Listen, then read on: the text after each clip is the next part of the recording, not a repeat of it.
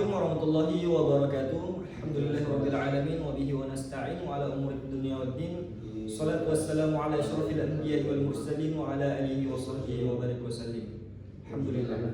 Segala puji bagi Allah Subhanahu wa taala yang masih memberikan kepada kita begitu banyak kenikmatan.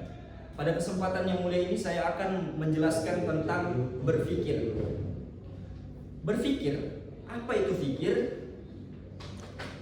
Berpikir adalah sebuah anugerah yang Allah Subhanahu wa taala berikan kepada setiap hambanya. Untuk apa? Untuk memisahkan antara yang hak dan yang batil. Orang-orang yang berpikir akan melahirkan pikiran. Setidaknya ada 7 poin dalam berpikir. Yang pertama, taat. Kemudian yang kedua, ikrar. Di poin yang pertama, taat. Allah Subhanahu wa taala menyuruh kita taat kepada kedua orang tua kita, kepada guru-guru kita.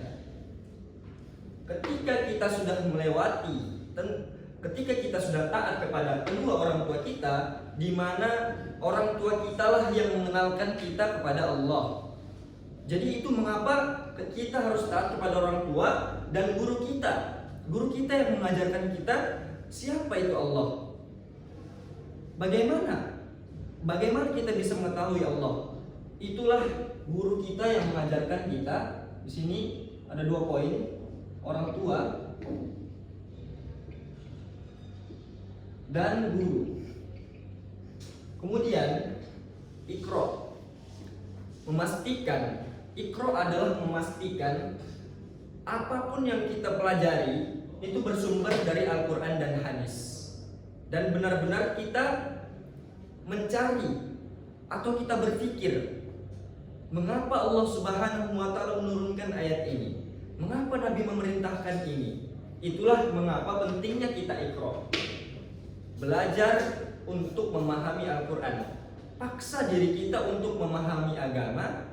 Supaya apa? Supaya kita tidak dipermainkan dengan pikiran kita. Karena pikiran yang baik itu adalah fikir. Ketika kita berpikir dan pikiran kita melahirkan pikiran yang buruk, maka sudah pasti hati kita akan menjadi mati. Serta ketika hati kita sudah menjadi mati, pikiran kita akan melahirkan pikiran-pikiran yang buruk saja. Namun ketika masuk di poin ketiga, di sini ada penghayatan. Penghayatan atau mixing betul-betul kita lakukan. Setelah kedua poin ini kita lakukan dan kita jalankan. Setelah kita menjalankan penghayatan, timbullah poin keempat.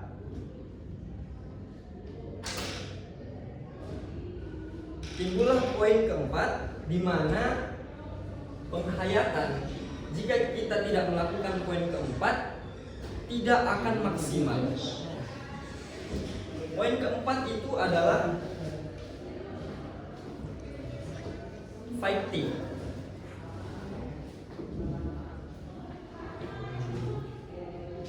Poin keempat adalah fighting, di mana betul-betul kita berjuang, di mana betul-betul kita mengamalkan apa yang telah kita lakukan pada poin ke-1, ke-2, dan ke-3.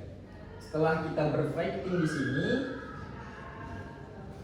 setelah kita masuk di poin keempat, muncullah poin kelima, yaitu monitoring.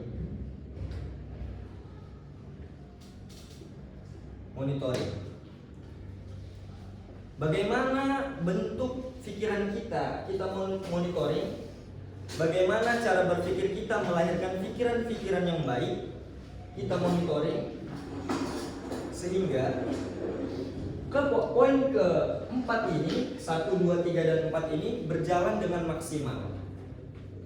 Kita monitoring apakah poin-poin ke-4 ini sudah berjalan dengan maksimal, atau kita introspeksi diri kita. Itulah yang disebut dengan monitoring. Kemudian lahirlah poin ke-6. Poin ke-6 yaitu analisis. Analisis 6A dan 6B. apabila kita melakukan kesalahan, maka kita perlu bertaubat, yaitu taubatan nasuha. Pada umumnya, manusia tidak pernah luput dari kesalahan. Karena pada dasarnya di dunia adalah tempat di mana banyaknya manusia melakukan kesalahan dan mereka berpikir bahwasanya kesalahan mereka itu tidak akan dibalas. Padahal satu kesalahan pun, sekecil apapun kesalahannya, akan dibalas dengan Allah Subhanahu wa taala meskipun sekecil biji zarah. Setelah masuk di analisis 6A dan 6B, setelah kita taubatan nasuha, maka timbullah poin ketujuh. Timbullah poin ketujuh, ulil albab. Ulil albab ini adalah orang-orang pilihan Allah. Tidak sembarang orang yang bisa mendapatkan gelar ulil albab. Siapa orang ulil albab ini? Adalah orang-orang yang apabila mereka berdiri mengingat Allah, apabila mereka berjalan mengingat Allah, apabila mereka berduduk mengingat Allah, apabila mereka berbaring mereka mengingat Allah. Inilah ulil albab setelah mereka melakukan 6 poin dari poin-poin berpikir. Sehingga setelah melakukan 6 poin berpikir ini, timbullah gelar pada dirinya yang Allah Subhanahu wa taala berikan dengan julukan ulil albab. Maka dari itu, pentingnya seseorang berpikir adalah untuk bagaimana cara kita melahirkan pikiran-pikiran yang baik, baik dari mata kita, baik dari hidung kita, dari mulut kita. Itu semua melahirkan pikiran-pikiran. Jika kita tidak bisa mengontrol, jika kita tidak menerapkan 6 poin ini, maka benar-benar hati kita akan dibekukan, pikiran kita akan melahirkan pikiran-pikiran yang negatif, sehingga dampaknya berpengaruh kepada jiwanya manusia. Jika tidak berpikir dengan baik dan melahirkan sebuah pikiran yang baik, maka kehidupannya akan rusak.